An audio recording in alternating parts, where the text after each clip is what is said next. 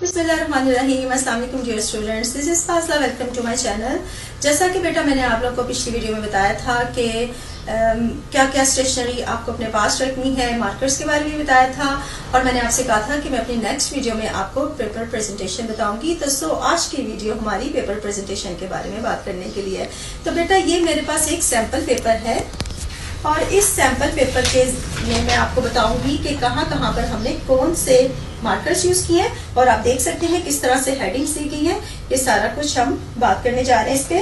अब ये जो बेटा मार्जिन्स हमने लगाए हैं ना, ये मार्जिन्स आप देखिए, जो मैंने आपको 604 मार्कर के बारे में बताया था, या ये मार्जिन जो थिक वाली ज्यादा लाइन है वो हमने 604 मार्कर से लगाई हुई है और इसको आप डबल लाइन भी लगा सकते हैं। और बेटा एक और चीज, सबसे पहली बात कि जो स्लो राइटर्स हैं जो कि बहुत आहिस्ता आहिस्ता लिखते हैं, हमारा जो प्राइमरी जो हमारा ऑब्जेक्टिव है वो पेपर को कंप्लीट करना है। अब मार्जिन्स में अब ये यहाँ पर दोनों साइड्स पे मार्जिन्स लगाए गए हैं, लेकिन अगर आप स्लो राइटर हो और आपको डर है कि आपका टाइम वेस्ट हो जाएगा और आप अपना पेपर पूरा नहीं कर पाएंगे, तो आई विल सजेस्ट कि आप एक साइड पे भी अगर लाइन लगा लेते हो ना तो वो भी काफी है। ठीक हो गया। दो साइड्स पे अगर आप अपना पेपर पूरा कर सकते हो, आपको पता है कि मैं कर लूंगा, तो फिर आप इसको कर लें, ठीक है। वरना फिर एक साइड पे भी अगर आप मार्जिन्स लगा लेते हैं तो वो आपका ठीक हो जाएगा। आप सेकेंडली ऊपर देखें, ये जो हेडिंग्स दी गई है ना, यहाँ पर 605 मार्कर से ये दी गई है। और अगर ये आपका उर्दू का पेपर है बेटा तो फिर आप 604 से, क्योंकि वो ज्यादा जो है वो थिक राइटिंग आ जाती है, तो आप 604 जो है इन मेजर हेडिंग्स के लिए आप वो यूज करें, ठीक है। तो ये जो नीचे सब हेडिंग्स आ जाती हैं वहां पर आप फिर 604 भी मार्कर यूज कर सकते, 605 यूज कर सकते हो। अब जो मैंने आपको सिंपल मार्कर बताया था, आप देख सकते हो यहाँ पर ये जो आंसर्स के अंदर आपने किसी वर्ड को हाईलाइट करना है तो वो वहां पर आप ये सिंपल मार्कर यूज कर सकते हैं, क्योंकि वो ज्यादा मोटा नहीं लिखेगा ना, तो उसकी राइटिंग आपके बीच में ठीक आएगी। ठीक हो गया बेटा। अब ये इस तरह से आप देख सकते हैं कि किस तरह से आपको जो इम्पोर्टेंट वर्ड्स मतलब कुछ आ जाते हैं उस आंसर में, जो ज्यादा जिनकी इम्पोर्टेंस होती है वर्ड्स की, वो आपके सिंपल मार्कर के साथ उनको हाईलाइट कर सकते हैं। इस तरह से आपकी प्रेजेंटेशन भी अच्छी हो जाएगी और जो आपके बेसिक पॉइंट्स हैं वो भी एक जो चेकर है जो चेक करेगा आपका पेपर, उसके सामने आ जाएंगे। ठीक हो गया बेटा। तो ये होगी हमारी पेपर प्रेजेंटेशन। आई होप कि आपने इससे कुछ सीखा ही होगा।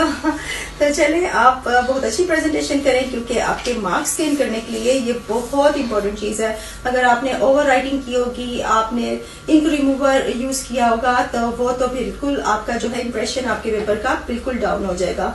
ठीक हो गया बेटा। और बेटा एक चीज जो कि आपने बिल्कुल भी अपने पेंसिल केस में नहीं रखनी है वो है इंक रिमूवर। इंक रिमूवर का बिल्कुल भी यूज ना करें, बिल्कुल वो आपका जो है वो सारा इंप्रेशन भी गलत कर देगा। और स्पेशली अगर आपने ऑब्जेक्टिव पार्ट में इंक रिमूवर यूज कर दिया, ओवर राइटिंग कर दी, कटिंग कर दी, तो वो आपका टोटली रॉन्ग समझा जाएगा।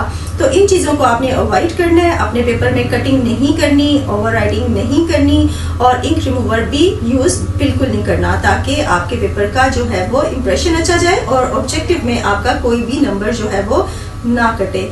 अब दूसरा एक चीज जो मैं बहुत ज्यादा जिस पर करती हूँ फोकस, वो ये है कि समटाइम्स ऐसा होता है बच्चे क्या करते हैं कि कोई आंसर मुझे नहीं आता या कोई ऑब्जेक्टिव है मुझे नहीं याद आ रहा तो वो छोड़ देते हैं। ऐसा मत बिल्कुल भी करें।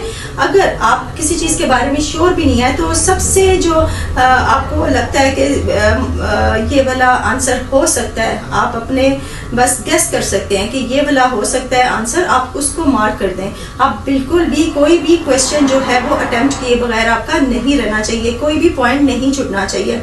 हर चीज को अटेम्प्ट करें, पूरे क्वेश्चंस अटेम्प्ट करें। चाहे आपको कोई नहीं भी आता फिर भी आप अपने दिमाग से कुछ गेस करके, कुछ जो टीचर्स ने कुछ पढ़ाया होगा आपके दिमाग में रह गया, उसको रिलेट करके आप लिखाएं। बिल्कुल भी अपना पेपर में कुछ भी स्किप नहीं करना है। ठीक हो गया बेटा। और बहुत ध्यान से अपना पेपर करना है। ऑब्जेक्टिव में जो है वो ऐसा नहीं करना एक बबल में किया फिर याद आया नहीं मैंने तो इसको करना था, फिल करना था इस बबल को। अगर आपने दो जगह पे कुछ कर दिया तो वो आपका टोटली रॉन्ग हो जाएगा। सबसे पहले अच्छे से सोचें, समझें, पेपर को ध्यान से क्वेश्चंस को पढ़ें, उसके बाद उसको लिखना शुरू करें। क्योंकि मैं हमेशा कहती हूँ कि एक करेक्ट आंसर देने के लिए सबसे पहले क्वेश्चन को समझना जरूरी है। क्वेश्चन को समझें, अगर आपको वो समझ में आ गया तो आप आंसर भी ठीक तरह से दे सकेंगे। आई होप ये बेनिफिशियल होंगी ये सारी इंस्ट्रक्शंस आपके लिए। तो बस ध्यान से अपना पेपर करें, अपने दिमाग में सारी इंस्ट्रक्शंस रखें और wish you best of luck. अल्लाह हाफिज़।